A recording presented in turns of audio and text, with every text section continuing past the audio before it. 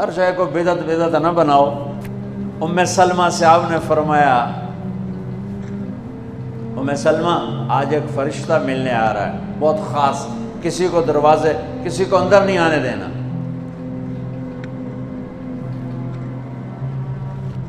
بس ام سلمہ پیرے پہ کھڑی ہو گئی۔ تھوڑی دیر میں حسین آ گئے، چھوٹے بچے معصوم ابھی، اندر جانے لگے، انہوں نے روک دیا، وہ رونے لگے، وہ روئے تو انہوں نے چھوڑ دیا۔ تھوڑی دیر کے بعد اندر سے میرے نبی کے زور زور سے رونے کی آواز آئی، زور زور سے رونے کی آواز آئی۔ ام سلمہ رہ نہ سکی، بھاگ کے اندر گئیں تو آپ نے کیا دیکھا؟ آپ نے حسین کو یوں سینے سے چمٹایا ہوا تھا اور ایسے ہل ہل کے رو رہے تھے، ایسے بلک بلک سسک سسک کے رو رہے تھے، اور آپ کے آنسو آپ کے رخسار اور داڑھی پر کتر کر رہے تھے، اور آپ نے یوں کھینچا ہوا ایسے دبایا ہوا تھا۔ تو حضرت ام سلمہ نے کہا میرے ماں باپ قربان یا رسول اللہ، کیا ہوا؟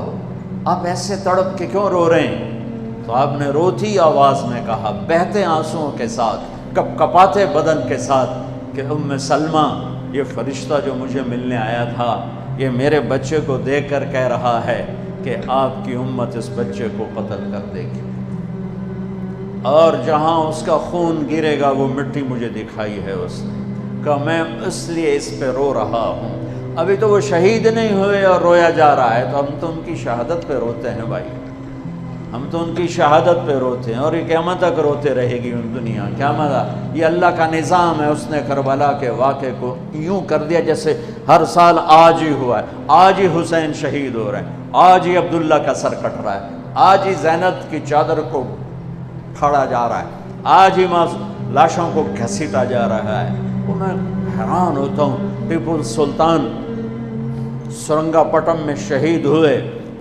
دشمن کون انگریز کون کافر، تو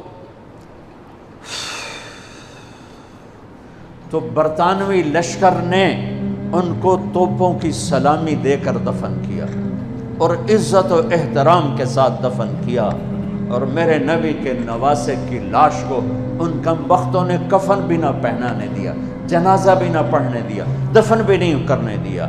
اگلے دن بنو اسد کے بارے میں پتہ چلا عمر بن سعد کو،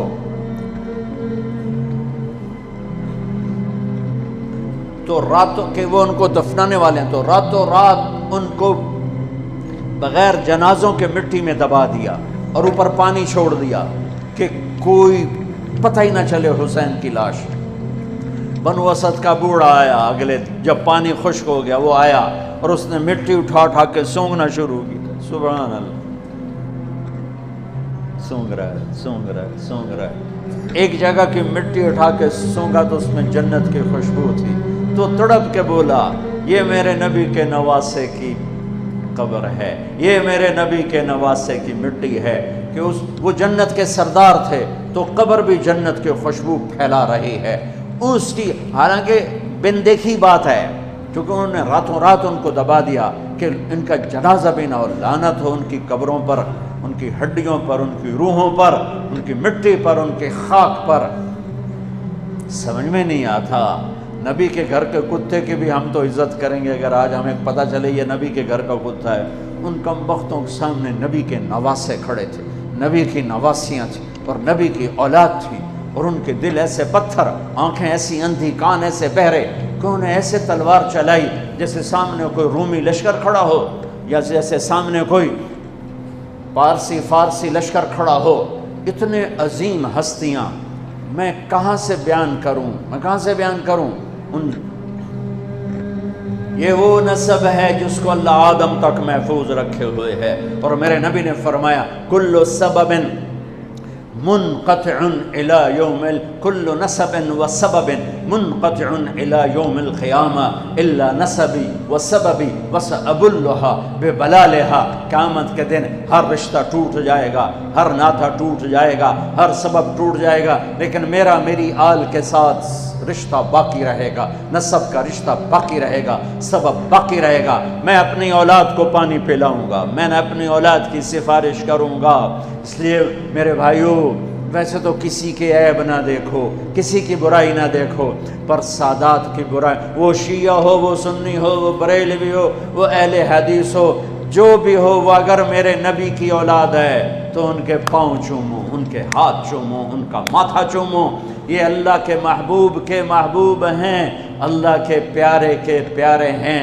مجھے میری اولاد محبوب ہے، آگے ان کے پوتے ہو گئے، آگے ان کے بچے بچیاں ہو گئے، نواسے نواسیاں ہو گئے، پوتے پوتیاں ہو گئے، وہ ان سے بھی پیارے لگتے ہیں۔ میرے نبی نے اعلان کیا، میں اپنی نسل کو پانی لگاؤں گا قیامت کے دن، میں اپنی نسل کو پانی لگاؤں گا قیامت کے دن۔ پر اتنے سارے فرمان کے بعد بھی کیا شہید کیا گیا ہے، وہ کس بے دردی سے کیا گیا ہے۔ یہ تو میں تو نسب بتا رہا ہوں۔ پھر اللہ نے پیدائش، سب سے پہلے حسن پیدا ہوئے۔ آپ نے حضرت علی سے پوچھا کیا نام رکھا ہے؟ کہا جی حرب، جنگجو۔ آپ نے کہا نہیں، اس کا نام ہے حسن۔ پھر 10 مہینے بعد حسین پیدا ہوئے۔ آپ نے فرمایا کیا نام رکھا ہے؟ کہا جی حرب۔ کہا نہیں، حسین۔ پھر آپ نے فرمایا یہ 2 نام میرے اللہ نے آج تک کسی کے نہیں رکھے، سے پہلی دفعہ میرے بچوں کے نام رکھے جا رہے ہیں، حسن اور حسین۔ پھر آپ نے ان کو گڑتی دی، اپنا لعاب، اپنا حسن کو بھی حسین کو، دونوں کو اپنا لعاب نکالا اور حسین کے منہ میں ڈالا۔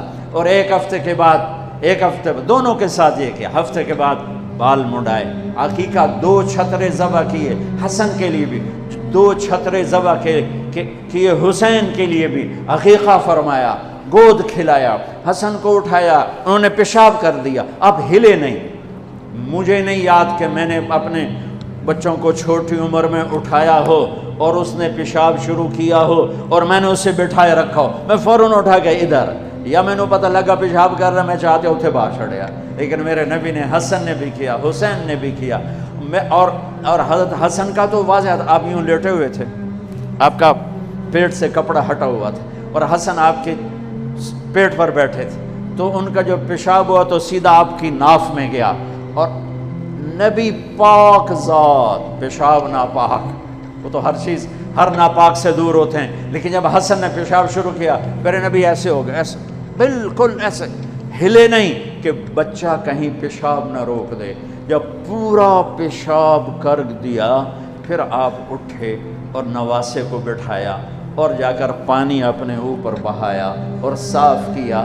یہ تو لاڈ لڈائے میرے نبی نے اپنے نواسوں کو۔ ابو ہریرہ فرماتے ہیں میری آنکھوں نے دیکھا، میرے کانوں نے سنا، آپ کبھی حسن کبھی حسین اینا پیراں تے کھڑا کی تو ہے، ہاتھ این نپے تے جھولا جھلا رہے ہیں اور کہہ رہے ہیں پہاڑی پہ چڑھ بچے، پہاڑی کے لیے اتے آ، ان کو یوں اوپر لا رہے ہیں، یہاں لائے، پھر یہاں لائے، پھر یہاں لائے، پھر یہاں لائے، پھر یوں ہو گئے